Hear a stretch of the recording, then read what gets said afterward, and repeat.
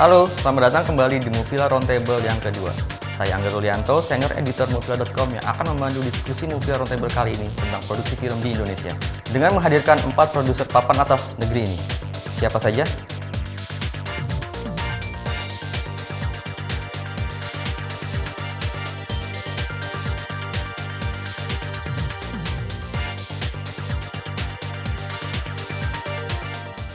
Industri film Indonesia bukan hanya soal glamor maupun premier film, tapi juga ada berbagai problem dalam berbagai tahapan produksi film. Kita akan membahasnya dengan 4 orang produser yang sudah hadir di Moviela Roundtable kali ini. Ada Mbak Sila Timothy, ada Mbak Miska Taurisia, ada Mas Hanung Bramantio, ada Mas Afandi Abdurrahman. Pertanyaan pertama, saya akan mengulik data dulu dari yang sudah saya sarikan dari data filmindonesia.or.id dan Kementerian Pariwisata. Jumlah penonton film Indonesia cenderung turun dalam 5 tahun terakhir. Tahun 2011 ada 15 juta penonton, tahun 2012 ada 16 juta penonton, tahun 2013 ada 15,5 juta penonton, dan tahun lalu ada 14,1 juta. Menurut catatan wartawan senior Yan Wijaya, sampai semester pertama tahun ini, dari ada 62 judul film Indonesia, tapi jumlah penontonnya baru 4,7 juta penonton. Yang baru mendapatkan 1 juta penonton ada 2 film sampai saat ini, Surga yang Tadi Dinuduhkan dan Comic 8 Casino Kings Part 1. Nah, pertanyaan saya adalah untuk semua produser yang hadir sekarang adalah, menurut mbak-mbak dan mas-mas ini, apa sih penyebab kondisi ini bisa terjadi? Ekonomi nomor 1. Kalau dari aku sih ekonomi. Maksudnya sekarang kayak gini sih, kalau aku lihat bahwa ya kita lihat aja lah ekonomi negara kita kayak apa. Kalau ini menurut aku ya, ekonomi negara kita kayak apa. Akhirnya orang jadi mulai pilah-pilah tuh. Kapan mesti ngeluarin uang, apa kebutuhannya. Jadi sementara waktu film sendiri itu dianggapnya kebutuhan masih lux, masih kebutuhan yang kayaknya masih ya belum jadi primer gitu loh. Makanya jadi kayaknya orang agak sedikit nahan. Mungkin juga karena interest yang lain, nggak tahu deh kalau dari teman-teman yang lain.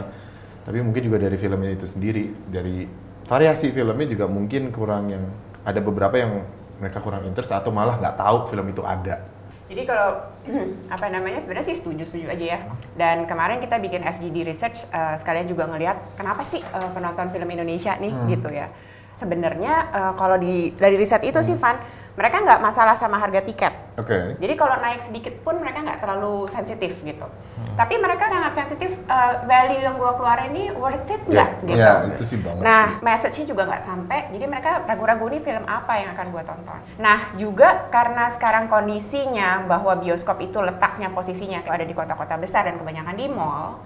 Apalagi slot waktu untuk film Indonesia karena demikian banyaknya, makanya slot waktu film Indonesia itu makin cepat turun. Nggak punya waktu untuk burn word of mouth. Jadinya kebanyakan yang bisa instan pergi tuh kategori umurnya biasanya anak-anak SMP-an. Beda sama kita yang umur-umur kita yang udah kerja gitu ya. Umur-umur lu kali ya, bukan?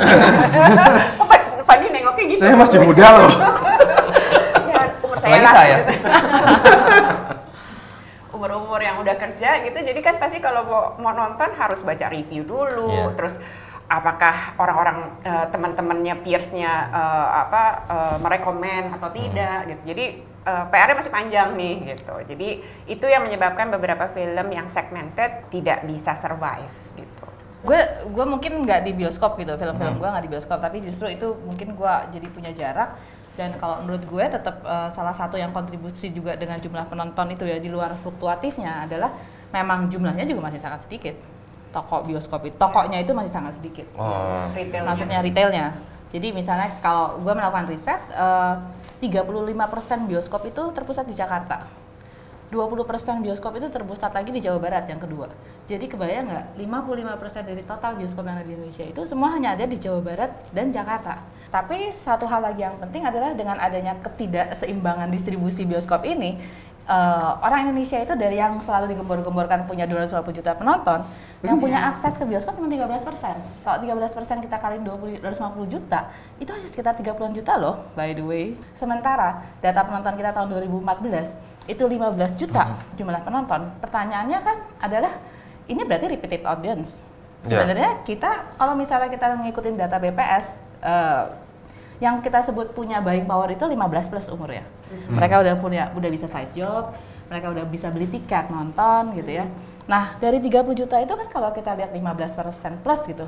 Gua nggak tahu sih berapa persen. Itu 15% itu hanya seluruh film atau film Indonesia aja? 15 Enggak, maksudnya 18 juta, 15 juta per tahun itu tuh data untuk ini 15 juta gue hanya ngomongin film Indonesia top.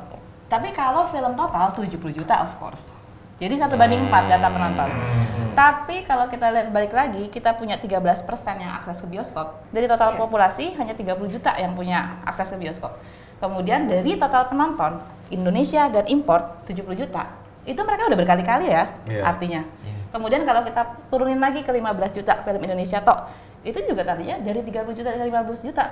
Itu kan berarti juga udah berkali-kali gitu. Jadi sebenarnya kalau kita lihat dari sana, jangan-jangan itu kan sebenarnya angka yang menggembirakan ya. Kalau kita lihat ya, itu udah recontacting berapa kali dia ke bioskop. Jadi justru kalau gue ngelihatnya jangan-jangan memang toko ini kalau kita perbanyak, bayangin kalau jumlah di DKI itu 250 bioskop ada di semua provinsi, numbersnya otomatis naik semuanya. Orang film-film yang belum nongol udah dari jauh-jauh hari udah tahu gitu loh. Jadi orang udah mark the calendar kasarnya kan. Bioskop itu kita sebutnya eksibitor. Jadi ada produser yang bikin film, eksibitor bioskop, tengahnya ada perantara yang namanya distributor. Kalau kita ngomongin investasi segini gitu ya, perlu cinema network gitu. Kalau misalnya dengan investasi yang segini, memang mungkin door to door jalan.